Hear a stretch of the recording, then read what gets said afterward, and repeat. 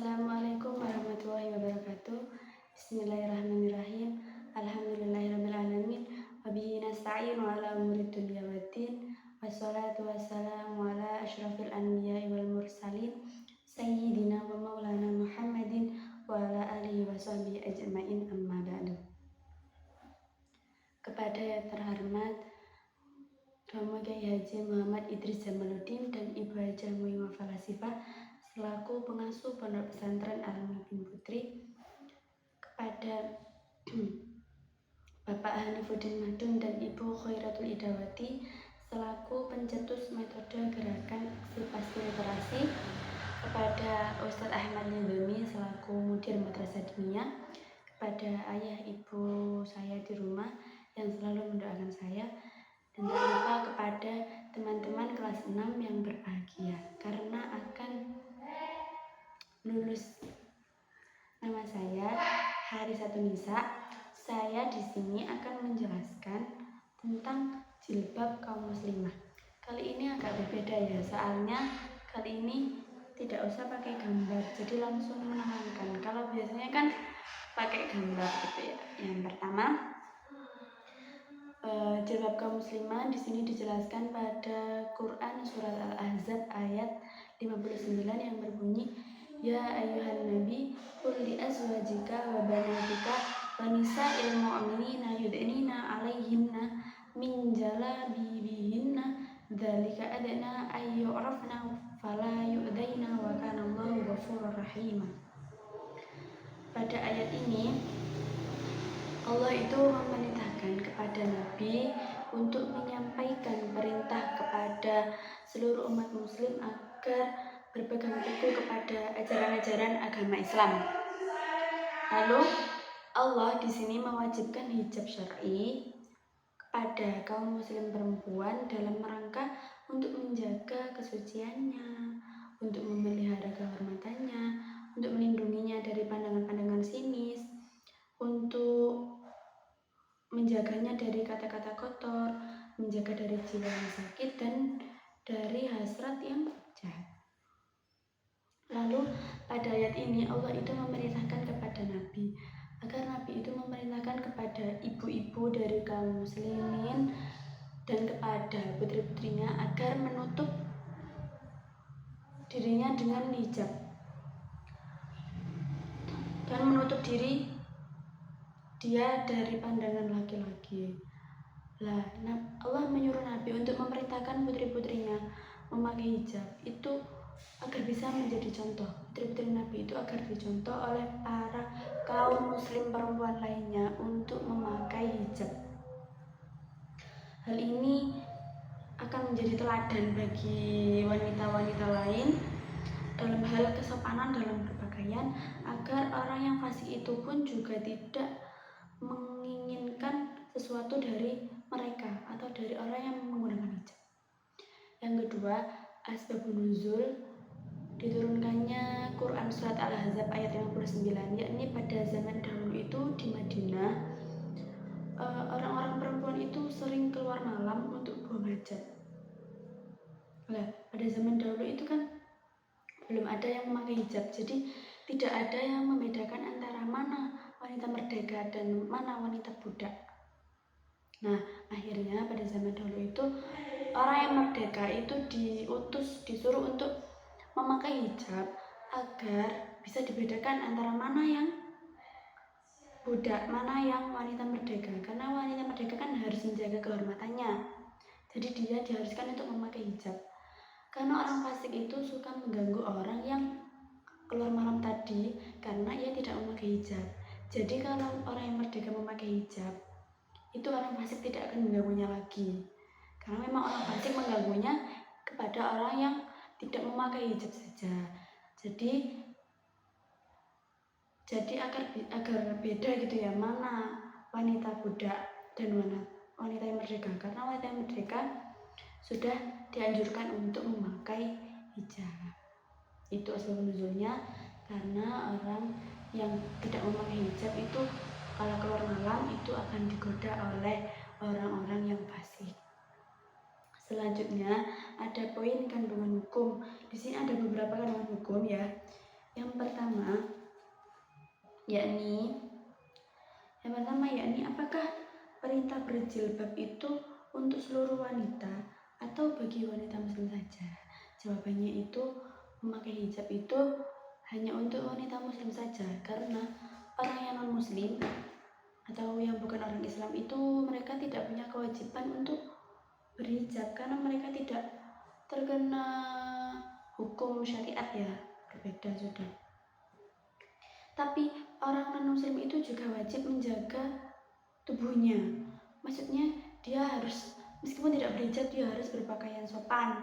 Lah itu tugasnya dari pemerintahan Islam untuk menegurnya jika mereka terlalu membuka auratnya, meskipun dia non muslim ya, karena itu bisa mengganggu dirinya sendiri, karena orang-orang laki-laki nanti akan tergoda kalau dia terlalu terbuka dengan tubuhnya itu. Jadi sudah selayaknya para pemerintah, terutama di negara yang mayoritas muslim ya, contohnya di Indonesia ini, untuk menegur meskipun dia non muslim, untuk ditegur untuk sedikit lebih menutup auratnya meskipun dia non muslim. Terus juga pada kandungan hukum yang pertama ini juga Allah itu menganjurkan kepada kita untuk sudah mengajari anak-anak kita sejak umur 10 tahun untuk memakai hijab atau menutup aurat, agar saat anak-anak itu sudah dewasa dia tidak kesusahan dalam memakai jilbab. Selanjutnya kandungan hukum yang kedua, bagaimanakah cara berhijab yang benar? Di sini itu ada berbeda-beda ya pendapatnya ulama itu. Di sini ada 4 pendapat ulama. Yang pertama menurut At-Tabari, ia dari Ibnu Sirin, beliau mengatakan bahwa berhijab itu berarti menutup kepala sampai kedua bulu mata, kemudian menutup wajah dan hanya memperlihatkan mata yang sebelah kiri saja. Jadi wajahnya ini ditutup, hanya memperlihatkan mata kiri. Yang kedua pendapatnya Ibnu Jarir dan Abu Hayyan dari Ibnu Abbas. Beliau mengatakan bahwa jilbab itu diangkat di atas kening, hidung ditutup tapi mata tetap terlihat. Jadi seperti orang yang biasa kita temukan, orang yang memakai cadar-cadar gitu ya, hanya matanya saja yang dilihatkan. Pendapat yang ketiga yaitu dari Imam As-Sudai. Beliau mengatakan kalau hijab itu salah satu mata tertutup dan semua bagian wajah juga ditutup kecuali satu mata yang lain. Jadi terserah mata kanan atau kiri. Pokoknya salah satu mata ditutup, semua bagian wajah ditutup, hanya menyisakan satu mata yang tidak ditutup. Yang terakhir yaitu pendapatnya Abdur Razak dari Ummu Salamah. Beliau berpegangan pada ayat tadi pada Quran Surat Al-Ahzab ayat 59, bahwasanya pada zaman dahulu itu setelah turunnya ayat Quran Surat Al-Ahzab ayat 59 itu para perempuan Ansar, beliau itu keluar rumah dengan seolah-olah mereka dikerumuni oleh burung gagak dan mereka menggunakan baju yang berwarna hitam. Itu perempuan-perempuan Ansar pada zaman dahulu. Kandungan hukum yang ketiga yaitu apakah perempuan wajib untuk menutup wajahnya? Di sini juga terdapat perbedaan pendapat ya. Apakah perempuan itu wajib untuk menutup wajahnya? Jawabannya itu wajib. Menutup wajah bagi perempuan itu wajib, karena jika timbul fitnah dari penampakan wajah perempuan atau jika wanita menampakkan wajahnya maka akan terjadi fitnah, maka menutup wajah bagi perempuan itu berhukum wajib. Dan para ulama pun sepakat atas hukum wajib ini. Di antara ulama yang sepakat itu yaitu pertama ada Ibnu Al-Jauzi. Beliau mengatakan wajib berdasarkan firman Allah yang tadi pada surat pada Quran surat Al-Ahzab ayat 59 yang artinya hendaklah mereka mengulurkan jilbab mereka. Berarti hendaklah mereka menutup kepala dan wajah mereka agar dikenali bahwa mereka itu perempuan yang merdeka. Yang kedua ada Imam Abu Hayyan. Yang ketiga ada Abu As-Su'ud. Yang keempat ada Abu Bakar Ar-Razi. Dan kewajiban untuk menutup wajah ini juga terdapat pada tafsir Jalalain dan dalam Jami' Al-Bayan. Di situ juga dijelaskan kewajiban untuk menutup wajah bagi seorang perempuan. Kandungan hukum yang terakhir atau yang keempat, yakni apa saja yang menjadi syarat-syarat hijab dan berjilbab sesuai syariat, sesuai yang dianjurkan oleh syariat. Di sini ada beberapa syarat, yaitu yang pertama harus menutup seluruh tubuh. Itu berdasarkan pada Quran surat Al-Ahzab ayat 59 tadi. Dalam ayat tersebut seperti yang telah diketahui bahwa makna jilbab adalah pakaian yang menutupi seluruh tubuh. Sementara kata idna berarti mengulurkan dan membeberkan. Dengan demikian hijab yang sesuai dengan syarat yaitu hijab yang menutupi seluruh tubuh. Yang kedua syaratnya yaitu kain hijab yang digunakan itu jangan yang tipis, karena tujuan hijab kan untuk menutupi. Kalau tipis kan sama saja masih kelihatan, itu tidak memenuhi syariat dan tidak dapat disebut dengan jilbab. Yang ketiga, hendaknya jilbab tidak semata-mata sebagai hiasan atau hanya kain yang dihiasi dengan warna-warna. Jadi biasanya kan orang pakai jilbab itu yang warna-warni gitu, misalnya warna oranye, warna merah. Itu jangan semata-mata hanya sebagai kain yang berwarna. Dan hakikat jilbab yang untuk menutup aurat itu dihilangkan. Betulkan jilbab yang dimaksud itu yang pokoknya yang bisa menutup aurat. Jadi tidak mementingkan pada warna, tapi pada hakikat jilbab sendiri yang untuk menutup aurat. Yang keempat, yang ketiga tadi berdasarkan pada Quran surat An-Nur ayat 31 ya.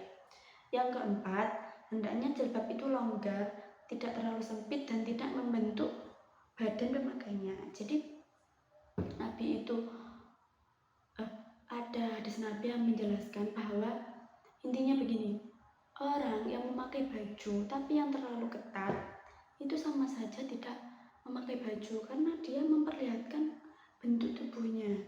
Iya, dia memang memakai baju tapi bentuk tubuhnya kelihatan, maka ia sama seperti tidak memakai baju. Itu sudah pernah dijelaskan dalam hadis Nabi. Yang kelima, hendaknya tidak diberi wangi-wangian yang dapat merangsang gairah laki-laki.